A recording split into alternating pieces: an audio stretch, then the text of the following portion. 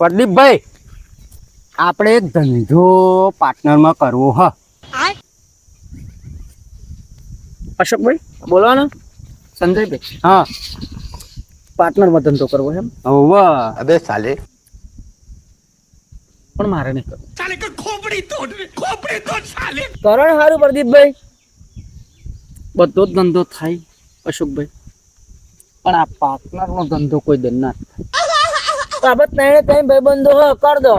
કારણ કે પાર્ટનરનો ધંધો કરીએ ને એટલે પાર્ટનરના ધંધામાં ચાણે વિખવાદ થાય એનું કોઈ નક્કી નહીં થાય.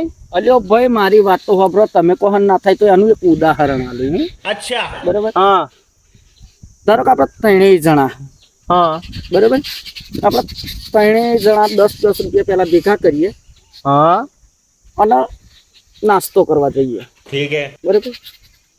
ધારો કે જઈએ, ઉદાહરણ આલો. શાબાશ બેટા. દુકાનમાં જ્યાં 30 રૂપિયાનો આપણે ભજીયો લીધો. શું લીધું? 30 રૂપિયાનો ભજીયો લીધો.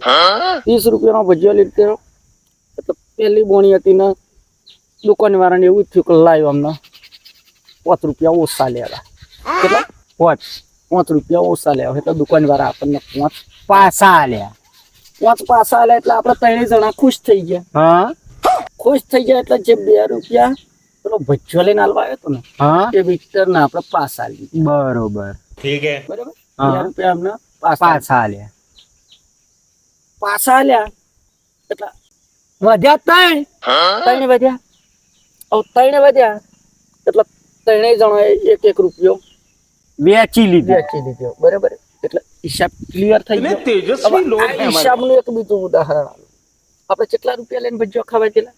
તરી. તારે એમાં અહીં આપણે પાછા કેટલા આલ્યા? 5 ખતમ. એટલે આપણી જોડે 25 હતા.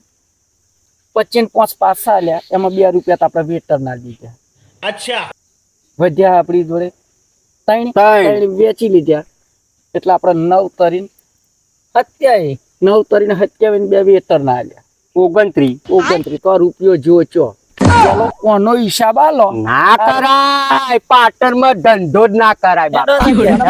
હેલો જો કદાચ તમને આ હિસાબ જડી જાય ને તો અમને કોમેન્ટમાં જણાવજો તો પાર્ટનરો ધંધો થાય કે ના થાય.